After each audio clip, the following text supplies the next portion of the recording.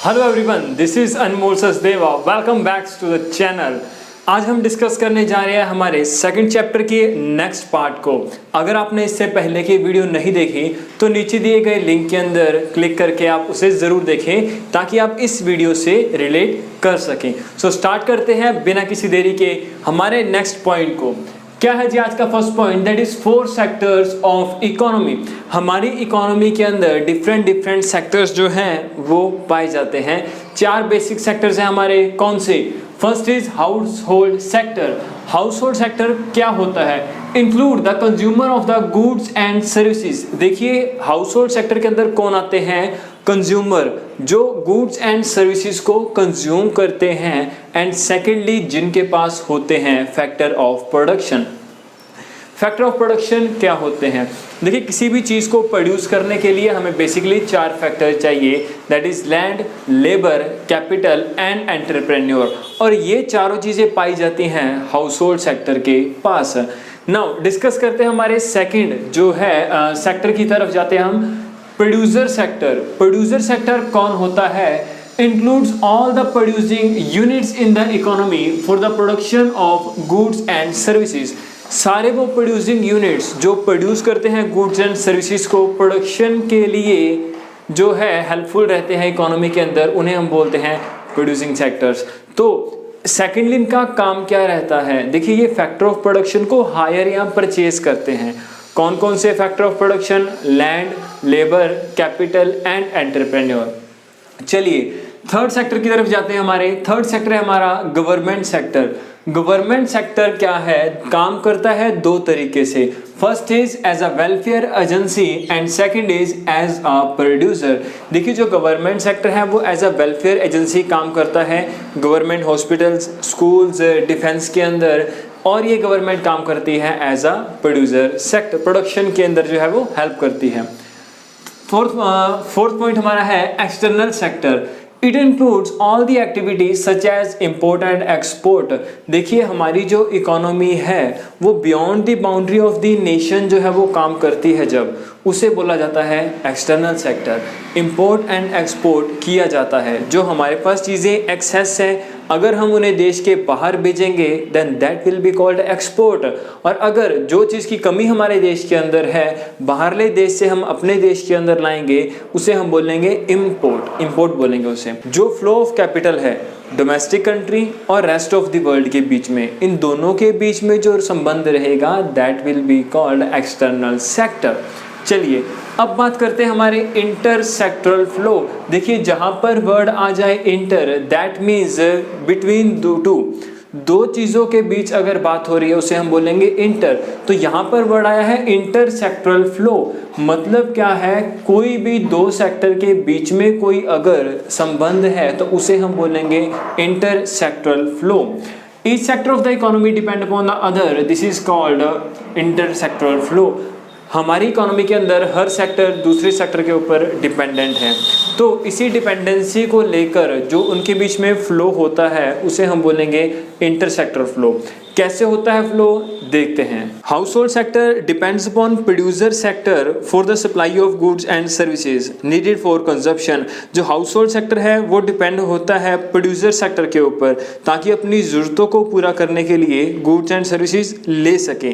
Second point, producer sector है depend करता है वो किसके ऊपर? हाउस होल्ड सेक्टर के ऊपर। किस लिए? वो फैक्टर ऑफ प्रोडक्शन को कंज्यूम करने के लिए।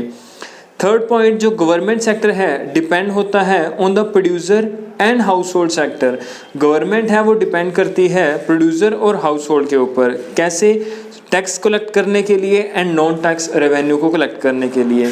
Fourth point is producer and house hold depend upon the government for administrative services beside the law and order and defence.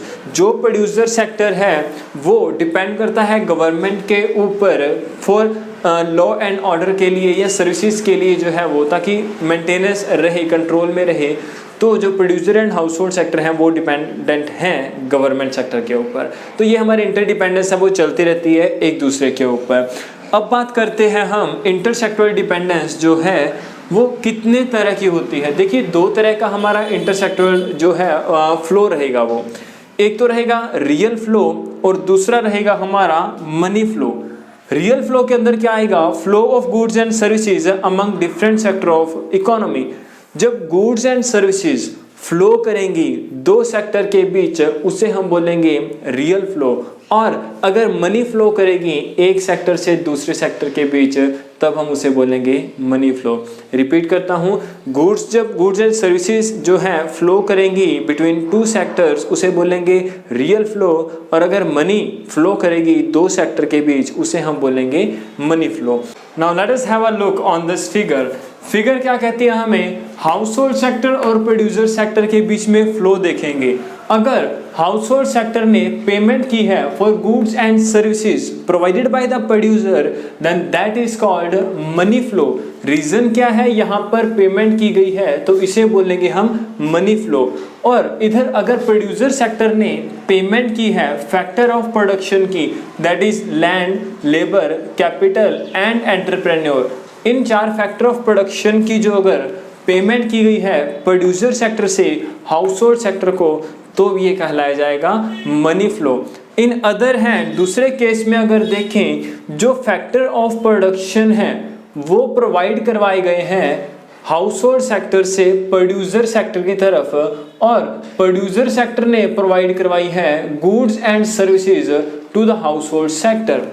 इस केस में क्या करेंगे, देखिए हाउस होल्ड सेक्टर ने फैक्टर ऑफ प्रोडक्शन दे दिए प्रोड्यूसर सेक्टर को, इसने क्या दिया फैक्टर ऑफ प्रोडक्शन, तो ये कहलाया जाएगा रियल फ्लो।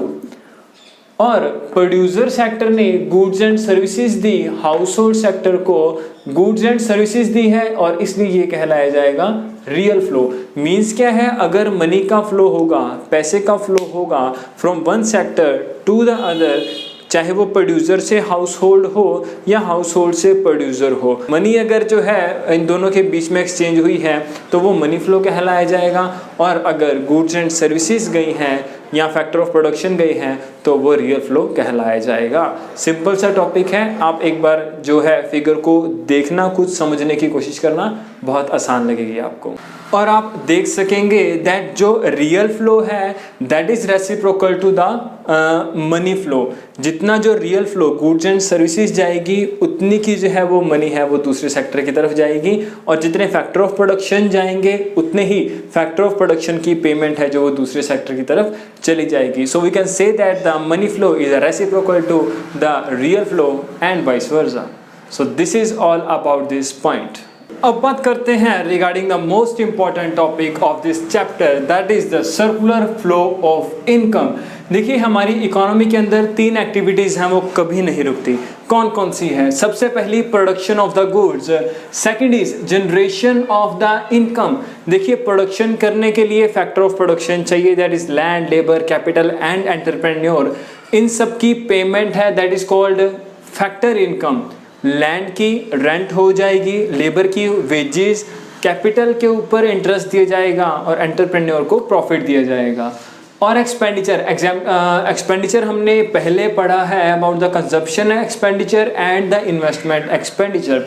तो ये तीन एक्टिविटीज इकोनॉमी के अंदर हमेशा चलती रहती हैं। It is difficult to trace the beginning and to predict the and.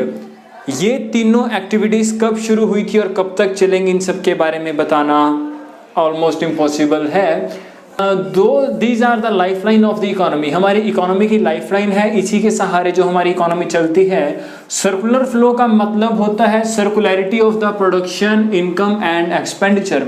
जो प्रोडक्शन है हमारी इनकम है, फिर एक्सपेंडिचर है, फिर एक्सपेंडिचर से प्रोडक्शन बनेगी। तो जो सर्कुलरिटी है इन एक्टिविटी के बीच में इसे हम बोलेंगे सर्कुलर फ्लो।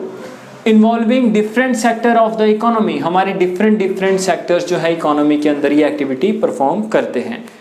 समझते हैं इसको डिटेल के अंदर। सबसे पहले हमारे पास तीन फेस आएंगे। सबसे पहला फेस आएगा प्रोडक्शन फेस। प्रोडक्शन होगा क्या इसके अंदर, refers to the value addition by producing sector. जो प्रोड्यूसर सेक्टर होता है उसके द्वारा वैल्यू जो एडिशन किया जाएगा। फॉर एग्जांपल 5000 की वुड लेकर उससे 15000 की चेयर्स बनाई गई, तो जो 10000 है दैट इज वैल्यू एडिशन। देखिए वैल्यू एडिशन दो तरीके से होता है। First is by using factor of production and second is by using the raw material etcetera. तो अभी 5000 से हमने 15,000 जनरेट किया, मींस 10,000 हमारा जो फैक्टर ऑफ प्रोडक्शन जो है और रॉ मटेरियल का जो खर्चा लगाया है, मींस प्रोडक्शन वैल्यू जो उसके अंदर ऐड की गई है उसको हम इंक्लूड करेंगे। तो जो गुड्स हैं वो बनाई जाती हैं कंज्यूमर की वांट्स को सेटिस्फाई करने के लिए, और जो कंज्यूमर की वांट्स हैं दैट आर अनलिमिटेड, तो वो कभी ख़त्म नहीं होती। तो हम लगातार जो कंज्यूमर की वांट्स को फुलफ़िल करने के लिए जो है प्रोडक्शन करते रहेंगे, तो प्रोडक्शन कभी रुकेगी नहीं। तो इसके ऊपर जो एक्सपेंडिचर कर रहे हैं हम, एक्सपेंडिचर मीन्स इन्वेस्ट कर रहे हैं, land, labour, capital, entrepreneur, raw material, ये इंक्लूड किया जाएगा। Second is phase of the income generation. देखिए प्रोडक्शन के लिए हमने फैक्टर ऑफ प्रोडक्शन का इस्तेमाल किया। अभी हाउस होल्ड सेक्टर ने फैक्टर ऑफ प्रोडक्शन दिए प्रोड्यूसर सेक्टर को, प्रोड्यूसिंग सेक्टर को दिए, तो उसका इस्तेमाल करके जो उसकी पेमेंट थी वो हाउस होल्ड सेक्टर को वापस की जाएगी। हाउस होल्ड सेक्टर ने फैक्टर ऑफ प्रोडक्शन दिए प्रोड्यूसर सेक्टर को, प्रोड्यूसर सेक्टर जो है वो सारी जो उससे यूज़ कर उसका जो इनकम बचती थी हाउस होल्ड सेक्टर को उसने रिटर्न कर दी, और ये हो गई इसकी income generation. Household get the payment for the factor of production, value addition is converted into factor income. जो प्रोड्यूसर सेक्टर ने वैल्यू ऐड की थी वो क्या बन जाएगी, वैल्यू एडिशन फैक्टर इनकम बन जाएगी हाउस होल्ड सेक्टर के लिए। अभी हाउस होल्ड सेक्टर के पास पैसा आ गया, हाउस होल्ड सेक्टर क्या करेगा, अब आता है हमारा third phase, that is phase of expenditure. House hold sector के पास जैसे ही पैसा आया उसने खरीदी goods from the producer sector, उसने कंजप्शन एक्सपेंडिचर किए, गुड्स खरीदी उसने अपनी जो है नीड्स को पूरा करने के लिए। अगर वो गुड्स खरीदेगा प्रोड्यूसर सेक्टर के से, तो प्रोड्यूसर सेक्टर के पास पैसा जाएगा और वहीं पर जनरेट होगी डिमांड। डिमांड जनरेट हुई तो फिर से उसका फैक्टर ऑफ प्रोडक्शन चाहिए, प्रोडक्शन करेगा, वो प्रोडक्शन करी उसने, फैक्टर ऑफ प्रोडक्शन का इस्तेमाल करके फिर से इनकम जनरेट होगी, और अगर इनकम जनरेट हुई तो गुड्स की डिमांड बढ़ेगी। तो इसी तरह से जो हमारा सर्कुलर फ्लो जो है वो चलता रहेगा। आप जो है वो इस डायग्राम से, इस फिगर से आप अच्छे से आप देख सकते हैं। सो अब बात करते हैं अजम्पशंस ऑफ द मॉडल, जो सर्कुलर फ्लो है उसकी अजम्पशंस के बारे में। सबसे पहली अजम्पशन रहेगी that there are only 2 sector in the economy. हमारी इकोनॉमी के अंदर सिर्फ 2 सेक्टर रहेंगे, that is household sector and the producer sector. Next point is household spend entire income. जो हाउस होल्ड सेक्टर होगा वो अपनी सारी इनकम को स्पेंड कर देगा, कोई भी वो है वो पार्ट उसका सेविंग नहीं रहेगा। Third is there is a closed economy. देखिए हमारी जो इकोनॉमी रहेगी वो क्लोज्ड रहेगी, मींस इंपोर्ट एक्सपोर्ट नहीं रहेगा। फोर्थ अजम्पशन रहेगी हमारी there is a no government in the economy, government का कोई भी इंटरफेरेंस नहीं रहेगी। अब पढ़ते हैं ऑब्जर्वेशन के बारे में। हमने ऑब्जर्व क्या किया, we observe that factor payment by the firm, जो फैक्टर पेमेंट की है फर्म ने, that is equal to the value addition by the firm. जितनी फर्म ने वैल्यू एडिशन की है that is equal to the factor payment. और total production on goods and services by producer sector, जितनी producer sector ने total production की है that will be equal to the total expenditure bye goods and services by the household sector. जितनी production producer sector ने की उतनी ही जो है वो एक्सपेंडिचर कर देगा हाउस होल्ड सेक्टर। थर्ड हमने ऑब्जर्व किया वैल्यू एडिशन किसके बराबर रहेगी, इनकम जनरेशन के। जितनी मैंने वैल्यू ऐड की मींस फैक्टर पेमेंट की that will be equal to income generation, और जितनी इनकम जनरेशन रहेगी उतना ही उसने एक्सपेंडिचर कर देना है, ये हमने ऑब्जर्व किया। अब बात करते हैं सिग्निफिकेंस की। हम ये सारा सर्कुलर फ्लो पढ़ क्यों रहे हैं। First point is estimation of the national income. देखिए हमें नेशनल इनकम के बारे में पता चल जाएगा अभी हमारी इनकम है कितनी, so that we can find out हमारा नेशन जो है कितना डेवलप्ड है। पढ़ते हैं कैसे, sum total of the factor income, कैसे पता लगा सकते हैं फैक्टर इनकम को सम अप करके। Secondly market value of goods and services, जितनी गुड्स एंड सर्विसेज हैं उनकी मार्केट वैल्यू को फाइंड आउट करके हम नेशनल इनकम निकाल सकते हैं। Third is sum total of expenditure, या फिर हम जितना एक्सपेंडिचर किया गया है हाउस होल्ड सेक्टर द्वारा उसको हम रिलेट कर सकते हैं, पता लगा सकते हैं भी हमारी जो है वो नेशनल इनकम कितनी है। लास्ट पॉइंट इस चैप्टर का knowledge of the inter sectoral interdependence, means एक सेक्टर जो है वो दूसरे सेक्टर के ऊपर कितना और किस हद तक और किस तरह से डिपेंडेंट है वो हमें पता चल जाएगा सर्कुलर फ्लो ऑफ इनकम से। तो इतना सा हमारा जो है वो चैप्टर रहेगा। इस सर्कुलर फ्लो के बारे में बताऊं तो जो फैक्टर इनकम जो है वो दी जाएगी प्रोड्यूसर सेक्टर से for using of the factor of production.